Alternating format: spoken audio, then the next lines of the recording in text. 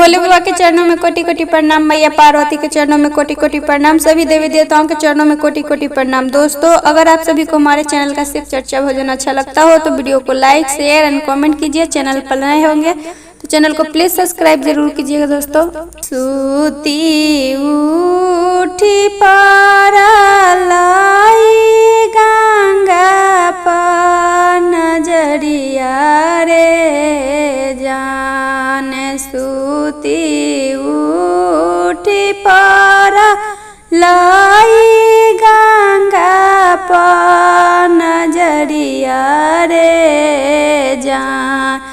जान रे गंगा पर नजरिया रे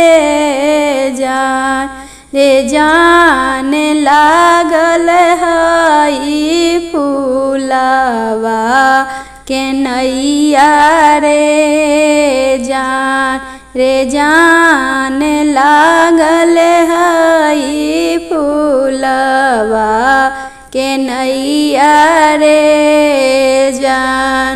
हम नाही चढ़बै शिव गुरु फूलवा के नैया रे जान, हम नाही चढ़बै शिव गुरु फूलवा के नैया रे जान रे फूलवा के नैया रे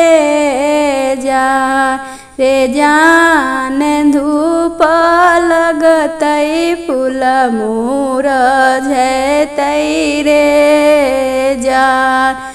जान धूप लगतै फूल मुरझतै रे जान।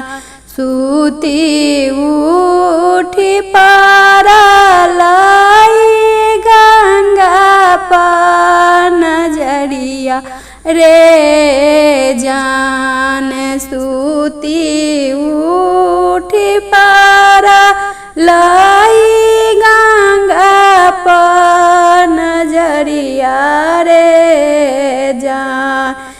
जान लागल हई सोनामा के नैया रे जान लागल हई सोनामा के नैया रे जान। ऐसे के चढ़िए जे शिवा गुरु सोनामा के नैया रे जान, कैसे के चढ़िए जे शिवा गुरु सोनामा के नैया रे जान रे सोनामा के नैया रे जान संगहि में बारे पति परमेश्वर रे जान संगहि में बारे पति परमेश्वर रे जान। तोहरो जे पति गे शिष्या दारू के पिया कवारे जान, तोहरो जे पति गे शिष्या दारू के पिया कवारे जान कहियो नहीं ले लो तीन सूत्र ज्ञान मारे जान कहियो न ले तीनों सूत्र ज्ञान मारे जान।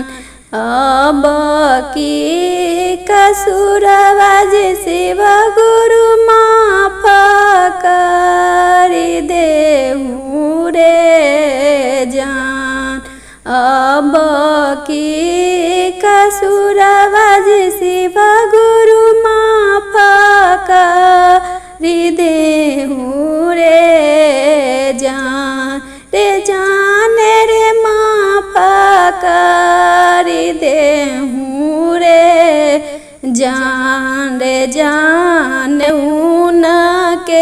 कमैया बाबा धाम जेबै रे